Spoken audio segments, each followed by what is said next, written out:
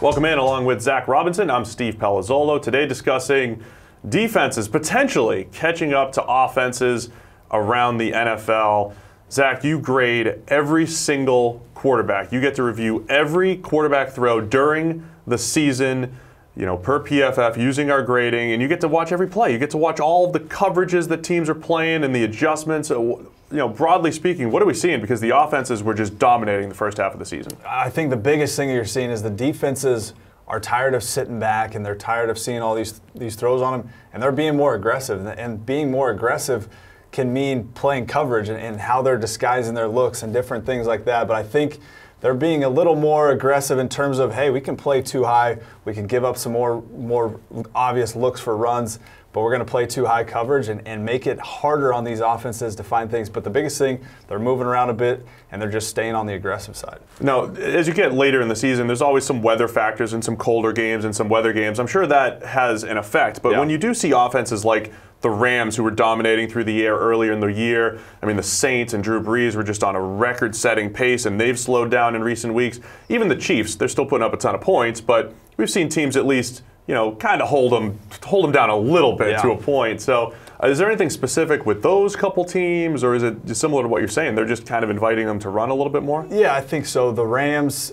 we've seen the too high coverage give them a tough time. The Broncos laid a good blueprint. Todd Gurley ran wild, but they did not give up much play-action passing yards. So the Lions, seeing these teams play a lot more too high coverage on them because they're taking away what they do best, and that's a play-action passing game on early downs. And so a lot of it is just, hey, these guys are so good on first and second down.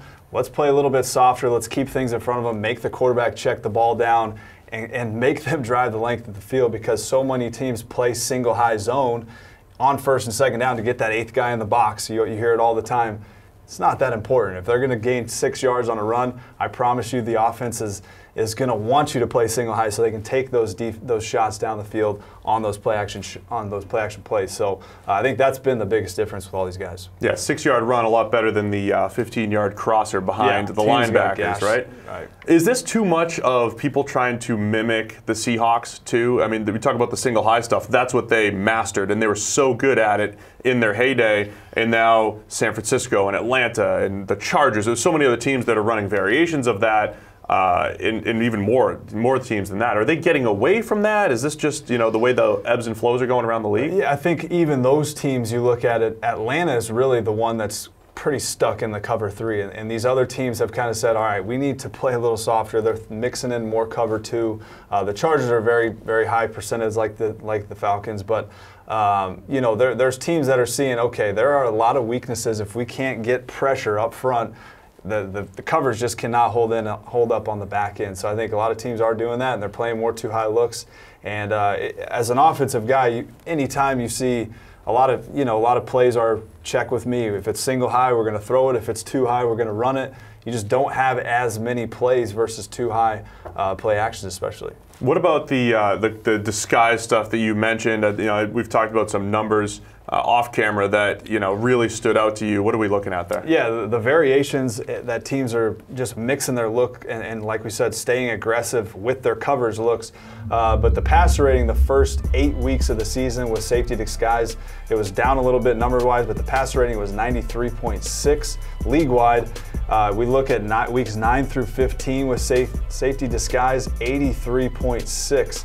So teams are just figuring out better ways. 10-point drop. Teams are just figuring out better ways to move around and make it tough on quarterbacks, because if you're a quarterback and you come up and you know what the look you've got and you know where to go with the ball pre-snap, changes everything. So some of these coverage variations and disguises of safeties, it's huge and should be done a lot more. Let me just wrap it up with this, because I feel like when defenses make adjustments, sometimes it takes them the whole offseason. And we've seen like RG3's rookie season, he tears it up, and then you spend an offseason studying it and working at it and you improve. We see that all the time.